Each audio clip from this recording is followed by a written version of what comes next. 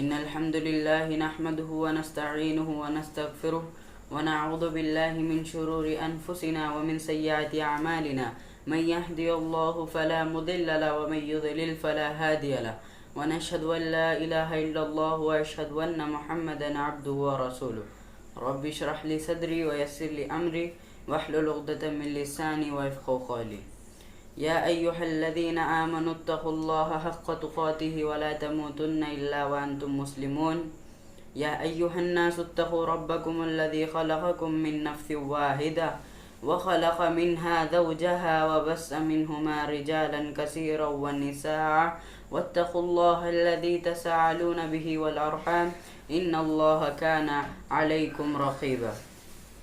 يا أيها الذين آمنوا اتقوا الله وقولوا قولا سديدا يصلح لكم أعمالكم ويغفر لكم ذنوبكم ومن يطع الله ورسوله فقد فاز فوزا عظيما. السلام علیکم ورحمۃ اللہ وبرکاتہ.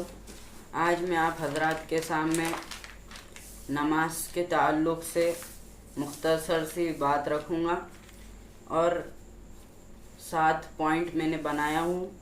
وہ ہے نماز کب فرض ہوئی، نماز کی فضیلت، نماز کس پر فرض ہے، نماز اسلام کا رکن ہے، نماز کی اہمیت، فرض نماز کی تعداد، نماز چھوڑنے کے نقصان. یہ 7 چیزیں میں آپ کے سامنے رکھوں گا. سب سے پہلے نماز ہم پر کب فرض ہوئی.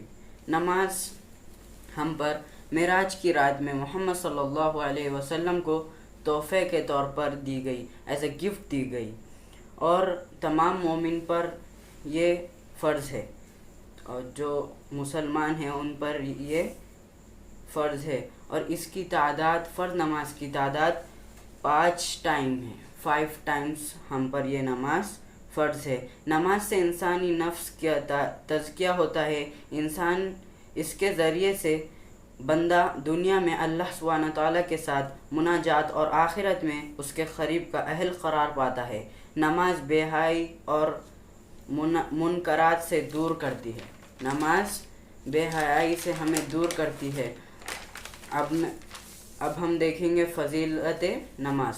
نماز کی فضیلت اور اس کی شان میں کی برتری میں احادیث مبارکہ قدیر تعداد میں وارد ہے. یعنی اس کی اتنی فضیلت ہے جس کی کوئی انتہا نہیں. اس احادیث مبارکہ میں اس کی قدیر تعداد میں وارد ہے. رسول صلی اللہ علیہ وسلم کا ارشاد ہے، اصل دین اسلام ہے اور اس کا ستون قلم نماز ہے، اور اس کی عظمت و بلندی کا نشان اللہ کے راستے میں جہاد ہے. نماز چھوڑنا انسان کو شرک و کفر کے درمیان فل سٹاپ ہے. یعنی انسان جب نماز چھوڑتا ہے تو کفر کی طرف چل پڑتا ہے، یعنی برے کاموں کی طرف چل پڑتا ہے. آپ صلی اللہ علیہ وسلم سے پوچھا گیا کہ افضل عمل کے بارے میں بتائے، تو آپ نے فرمایا، صحیح مسلم کی حدیث ہے، الصلاۃ لوقتہا، نماز کی ٹائم پر ادائیگی.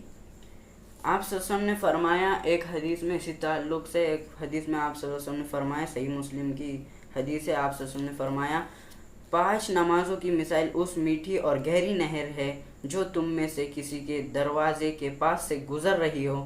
وہ اس میں 5 ٹائم نہاتا ہو تو تمہارا کیا خیال ہے کہ اس کے جسم پر کوئی میل باقی رہیں گا؟ صحابہ رضی اللہ عنہ نے کہا نہیں. فرمایا 5 نماز بھی گناہوں کو ختم کر دیتی ہے جیسے کہ پانی میل کو. کیا میٹھی آپ نے بات کی جب سمجھو آپ کے گھر کے سامنے سے نہر بہہ رہی ہو اور آپ 5 وقت اس میں نہا رہے ہو، تو آپ کے جسم پر، بدن پر کچھ میل باقی رہیں گا؟ تو آپ ضرور کہیں گے نہیں. تو اسی تعلق سے آپ نے فرمایا 5 نماز بھی گناہوں کو ختم کر دیتی ہے جیسے پانی میل کو. صحیح مسلم کی حدیث تھی. جو فرض نماز نہیں چھوڑتا اس کے لیے جنت کی بشارت ہے. اللہ تعالیٰ کا وعدہ ہے کہ وہ جنت میں داخل کرے گا. نماز جہنم کی آگ کو ٹھنڈا کر دی جاتی ہے. نماز میں جانے والا، مسجد میں جانے والا اللہ کا مہمان ہے. مسجد میں جانے والا اللہ کا مہمان ہے. نماز کی اہمیت بہت زیادہ ہے. نماز کی اہمیت بہت زیادہ ہے۔ اللہ کے رسول فرماتے ہیں، ابو داؤد کی حدیث ہے، بچہ جب 7 سال کا ہو تو اسے مسجد لے جانا چاہیے، اور جب 10 سال کا ہو پھر نماز نہیں پڑھا تو اسے کوڑے مارے۔ اب ہم آگے بڑھتے ہیں۔ شریعت فرضیات نماز، کس پر نماز فرض ہے؟ 4 پوائنٹ میں نے اس پر لکھا ہوں۔ پہلا، مسلمان پر نماز فرض ہے، کافر پر نہیں۔ اور دوسرا، عقل مند ہونا۔ تیسرا، بالغ ہونا یعنی بچوں پر نماز فرض نہیں ہے۔ اور چوتھا، نماز کا وقت ہونا۔ اللہ تعالیٰ نے فرمایا، ان الصلاۃ کانت علی المؤمنین کتابا موقوتا، سورہ نساء آیت نمبر 103 103، بے شک نماز ایمان والوں پر فکس ٹائم پر فرض ہے۔ آپ صلی اللہ علیہ وسلم کو اسی تعلق سے آپ صلی اللہ علیہ وسلم کو نماز کا کیا ذوق تھا، کیا شوق تھا آپ صلی اللہ علیہ وسلم۔ بخاری کی روایت ہے، آپ صلی اللہ علیہ وسلم رات رات بھر نماز پڑھتے تھے، یہاں تک کہ آپ صلی اللہ علیہ وسلم کے پیر سوج جاتے تھے۔ ماں عائشہ نے فرمایا، کیوں پڑھتے آپ اتنی نماز؟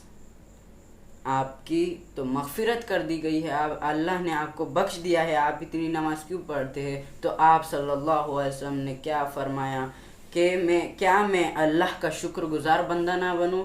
اور ہم سے تو فرض نماز ہی نہیں پڑھی جاتی ہے، اور آج کے دور میں اتنے بہانے ملتے ہیں جس کی کوئی انتہا نہیں۔ یہاں تک کہ حالت جنگ میں بھی نماز فرض ہے، نماز نہیں چھوڑ سکتے ہیں۔ اسی تعلق سے عمر بن خطاب رضی اللہ تعالیٰ کے تعلق سے معطا مالک کی روایت آتا ہے، فرماتے میرے نزدیک تمہارے کاموں میں سب سے افضل نماز ہے۔ جو شخص اپنے نماز کی حفاظت کرے گا وہ اپنے پورے دین کی حفاظت کرے گا، اور جس نے چھوڑا وہ باقی چیزوں کو بھی ضائع کرے گا۔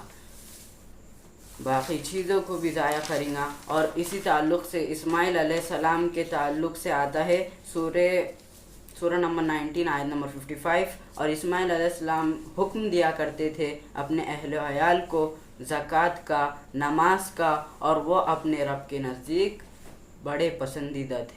اسماعیل علیہ السلام بھی اپنے گھر والوں کو یہ کہتے تھے کہ نماز پڑھو، زکوٰۃ دو۔ اسی تعلق سے نبی صلی اللہ علیہ وسلم کو اللہ نے حکم دیا سورہ عنکبوت میں، سورہ نمبر 29 آیت نمبر 45، وَأَقِیمُوا الصَّلَاةَ، اے نبی آپ نماز قائم کریے، ان الصلاۃ تنہی عن الفحشاء والمنکر، اس لیے کہ نماز فحش اور منکر برے کاموں سے روکتی ہے۔ اللہ تعالیٰ خود آپ صلی اللہ علیہ وسلم کو فرماتا ہے، آپ نماز قائم کیجئے تاکہ نماز برے کاموں سے روکتی ہے۔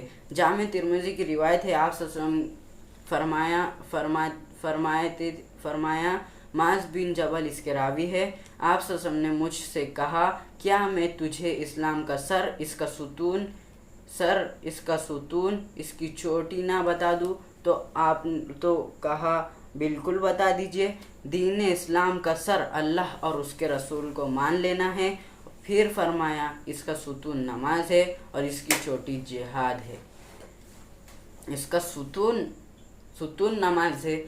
جیسے کہ اگر بلڈنگ بن رہی ہے اور اس کا کالم ہی مضبوط نہیں ہے تو اوپر کی کیسی بلڈنگ بنے گی، ویسے ہی نماز اس کا ستون ہے، کالم ہے۔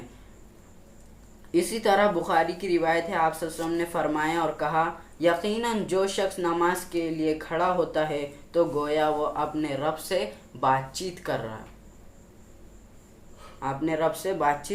ہو۔ اسی طرح آپ نے ایک حدیث میں فرمایا، نماز کی حالت میں قبلے کی طرف نہ جھکے، کیونکہ ہم اللہ سے بات چیت کرتے ہیں، اللہ ہمارے سامنے ہوتا ہے۔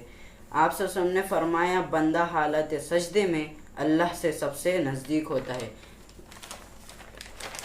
اسی تعلق سے آپ باجماعت نماز نہ پڑھنے والوں کے لیے آپ صلی اللہ علیہ وسلم نے فرمایا، صحیح مسلم کی روایت ہے، میرا دل چاہتا ہے کہ اذان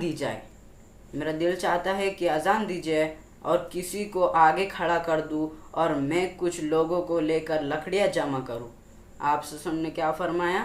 میرا دل چاہتا ہے کہ اذان دی جائے اور کسی کو میں نہیں نماز پڑھو کسی کو آگے کھڑا کر دوں اور کچھ لوگوں کو لے کر لکڑیاں جمع کروں اور گھروں کو آگ لگا دوں جو مسجد میں نماز چھوڑ کر گھروں میں نماز پڑھتے ہیں، جو باجماعت نماز پڑھتے ہیں، ان کے لیے آپ صلی اللہ علیہ وسلم نے کہا۔